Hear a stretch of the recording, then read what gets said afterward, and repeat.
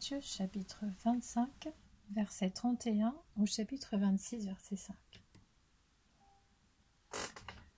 Lorsque le Fils de l'homme viendra dans sa gloire avec tous les anges, il s'assiera sur son trône de gloire.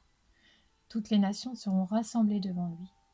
Il séparera les uns des autres, comme le berger sépare les brebis des boucs. Il mettra les brebis à sa droite et les boucs à sa gauche. Alors le roi dira à ceux qui seront à sa droite, « Venez, vous qui êtes bénis par mon Père, prenez possession du royaume qui vous a été préparé dès la création du monde. En effet, j'ai eu faim, et vous m'avez donné à manger. J'ai eu soif, et vous m'avez donné à boire. J'étais étranger, et vous m'avez accueilli. J'étais nu, et vous m'avez habillé. J'étais malade, et vous m'avez rendu visite. J'étais en prison, et vous êtes venu vers moi. » Les justes lui répondront, « Seigneur, quand avons-nous vu affamé, et t'avons-nous donné à manger, ou assoiffé, et t'avons-nous donné à boire? Quand avons-nous vu étranger, et t'avons-nous accueilli, ou nu, et t'avons-nous habillé? Quand avons-nous vu malade ou en prison, et sommes-nous allés vers toi? » Et le roi leur répondra, « Je vous le dis en vérité, toutes les fois que vous avez fait cela à l'un de ces plus petits de mes frères, c'est à moi que vous l'avez fait. » Ensuite il dira à ceux qui seront à sa gauche, « Éloignez-vous de moi, maudits, allez dans le feu éternel qui a été préparé pour le diable et pour ses anges. En effet, j'ai eu faim, et vous ne m'avez pas donné à manger.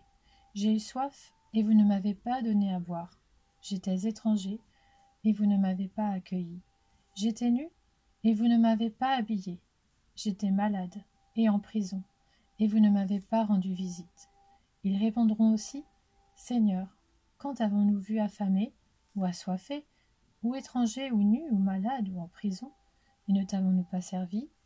Et il leur répondra, « Je vous le dis en vérité, toutes les fois que vous n'avez pas fait cela à l'un de ces plus petits, c'est à moi que vous ne l'avez pas fait. » Et ils iront à la peine éternelle, tandis que les justes iront à la vie éternelle.